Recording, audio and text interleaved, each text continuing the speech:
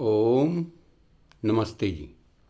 आइए आज की चर्चा को प्रारंभ करते हैं। ऋग्वेद के प्रथम मंडल के 97वें सूक्त का 6वां मंत्र।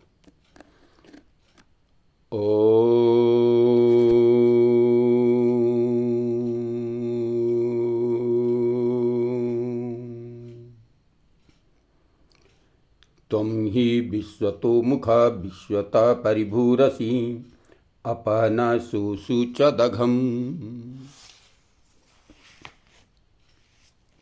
हे विश्वतोमुखा सर्वदृष्टा परमात्मन, आपका मुख सब दिशाओं में है।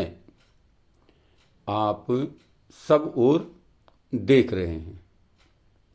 आप विश्वतः सर्वत्र परिभू असि व्याप्त हैं, सर्वत्र व्याप्त हैं। नह हमारे अघम पाप अप सुसुचदघम सर्वथा विनष्ट हों। सुसुनविहित सर्वथा विनष्ट हों। हे विश्वतोमुख सर्वदृष्टा परमात्मन, आप संपूर्ण जगत में व्याप्त हैं। अतएव आपका नाम विश्वतोमुख है। आप अपनी सर्वज्ञता से सब जीवों के हृदय के भावों को और उनके कर्मों को जानते हैं। कोई बात आपसे छिपी नहीं। इसलिए हमारी ऐसी प्रार्थना है कि हमारे सब पाप और पापों के कारण दुष्ट संकल्पों को नष्ट कर दे, जिससे हम आपके सच्चे जानी और भक्त बन सके। तो बहुत सुंदर उपमा यहाँ पर दी गई है परमपिता परमात्मा की कि विश्वतोमुख, वो परमपिता परमात्मा विश्वतोमुख है, यानी हर प्रकार हर दिशा में उसका मुख है। वो सबके कर्मों को अपनी भक्ति से, अपनी तेज से देख रहा है। व्यक्ति छोटा बड़ा भला बुरा जो भी कर्म कर रहा है, वो प्रत्येक प्राणी के कर्तव्य कर्मों को देख रहा है, क्योंकि सर्वतोमुख है। वो अपनी सर्वज्ञता के कारण संपूर्ण प्राणियों के कर्मों को देख रहा है। उनके हृदय के भावों को भी जानता है। मन के अंदर भी कोई विचार करता है तो परमपिता परमात्मा उसको भी जान लेता है, क्योंकि वो हमारे मन के अंदर भी बैठा हुआ है, हृदय के अंदर बैठा हुआ है, हृदय के भावों को जान लेता है।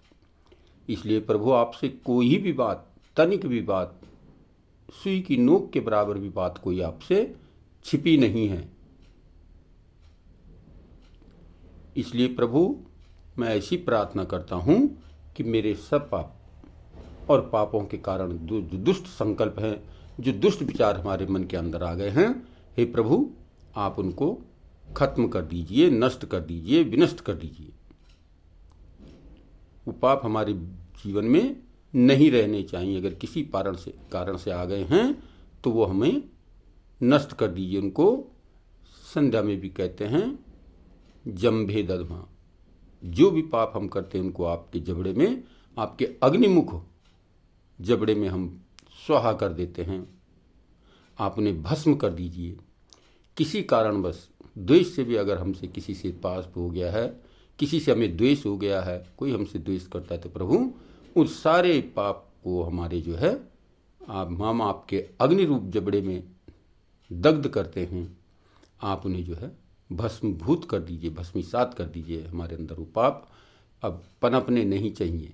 इस प्रकार से उनको भून डालिए कि वो दोबारा जो है पनपने के योग्य न रहे।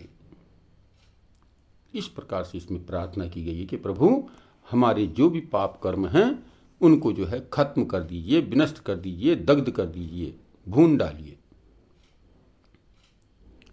जिससे हम जो है आपके सच्चे मित्र, ज्ञानी और आपके भक्त बन सके। तो ये बहुत ही सुंदर प्रार्थना इसमें की गई है कि प्रभु आप सर्वतोमुख हैं, सबकी हृदय में विद्यमान हैं, सबके हृदय के भावों को भी आप जान लेते हैं। तो प्रभु कारणवश अगर हमारे अंदर कोई पाप प्रवेश कर चुका है, कोई हमसे गलती हो चुकी है, इस पाप को जो है हमारा विनष्ट कर दीजिए, खत्म कर दीजिए, दग्ध कर दीजिए, भून डालिए उनको, और जिससे हम आपके सच्चे मित्र भक्त बन करके वेद का अध्ययन करते हुए इस मानव जीवन को सफल कर सकें। तो ये बहुत ही सुंदर चर्चा इस मंत्र में दी गई है। हम वेदों का स्वाध्याय करें, वेद के आधार पर अपने जीवन को चलाने का प्रयत्न करें।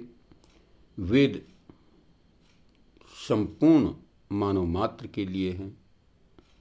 संपूर्ण मानव मात्र को वेदों का स्वाध्याय करना चाहिए।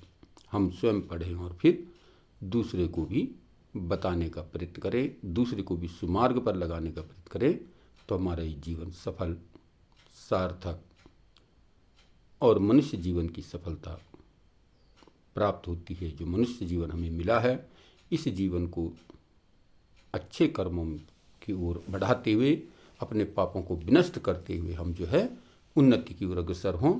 तो आइए आज की चर्चा को यहीं पर विरमित करते हैं। ओम शांति।